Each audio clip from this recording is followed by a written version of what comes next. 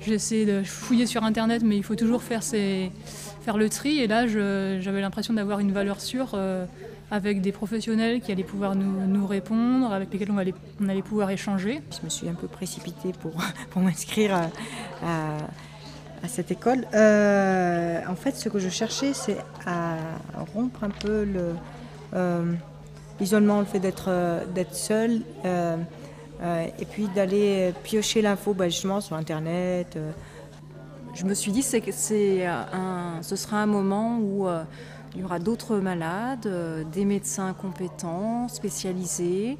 De pouvoir partager ça avec ma mère, qui elle était toute seule en consultation. Et là, on pouvait être, même si c'est elle qui vit la maladie, on pouvait la partager quelque chose de sa maladie et l'accompagner dans ce chemin avec la maladie.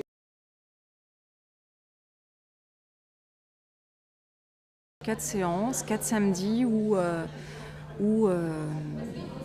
finalement j'ai appris beaucoup de choses. Je pensais tout savoir, mais non.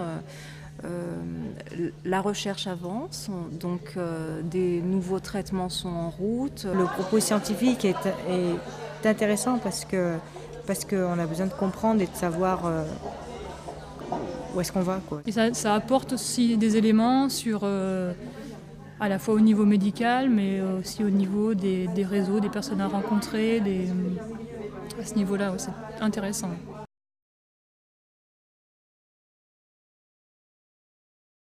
Ce que j'ai trouvé utile aussi, c'est le support écrit qui donnait à la fin de chaque séance, parce qu'on va pouvoir s'y référer et y revenir plus tard. J'ai renforcé mes connaissances sur la maladie. On se dit que finalement, ça intéresse beaucoup de gens,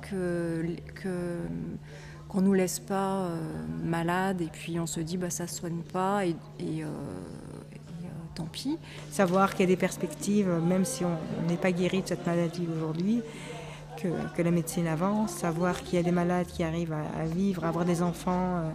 Moi, je suis célibataire, je serais content de voir le couple parler de son prêt immobilier. Et voilà, ça ne les empêche pas de faire des projets, on entend ça. On entend des personnes qui ont des projets et des projets de long terme.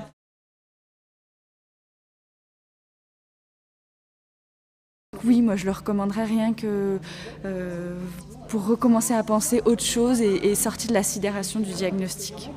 Ouais, je recommande vivement aux autres malades, aux familles, aux proches de participer, d'oser venir, parce que parfois pour certains ça peut être la difficulté de se dire tiens, je vais aller dans un lieu où je vais rencontrer d'autres malades, peut-être ça peut être un peu effrayant. Non, n'ayez pas peur, non. Franchement, la seule chose qui peut, à mon avis, freiner quelqu'un de venir, s'il a le temps bien sûr, c'est la peur. Moi, c'est ce qui m'aurait freiné si on m'avait dit de venir 1 mois ou 2 mois après mon diagnostic. C'est la peur d'entendre des choses que je ne veux pas entendre. Et peut-être avancer plus sereinement en se disant que de toute façon, chaque poussée est différente, elle peut être rémitante, et on arrive très bien à vivre avec la CEP.